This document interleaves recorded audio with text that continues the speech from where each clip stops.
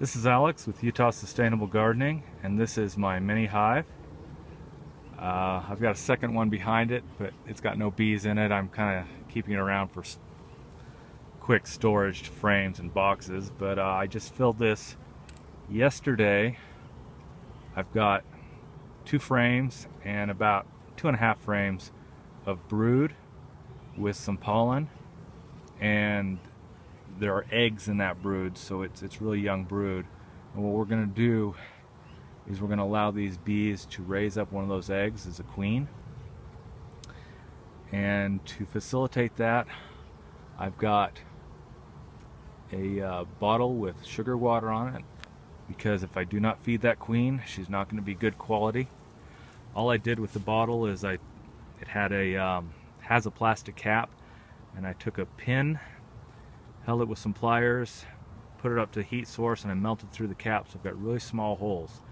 I've done that because in the past I've tried to use metal caps and the holes are so big I just have a lot of drainage into the hive, more than the bees can keep up with. So these folks are active, they're ready, and they're very involved. You can see them on the outside of the hive crawling around, as well as going in and out of the entrance. And I will be looking tonight. I was hoping to go tonight, but it's not going to happen. But I'd like to get a pollen patty to give them a little bit of supplementary protein. That way I can keep as many of the nurse bees in there taking care of the brood as possible.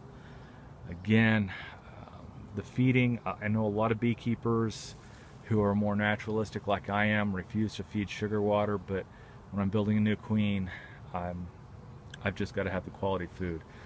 Of course, that's not the best quality food. Out there in the alfalfa field, as far as the nectar goes, is much better quality food. And then in the field next to that, I've got some alfalfa and hopefully some weeds that'll be blooming. It is kind of late in the year, so it's part of the reason why I feel so necessary to feed. But anyway, I'll try and keep you informed on this as the season goes on. I tried the same thing with a swarm last year. I think I missed the queen and I had some insect problems, and there were a lot of issues. Hopefully I can avoid those this time.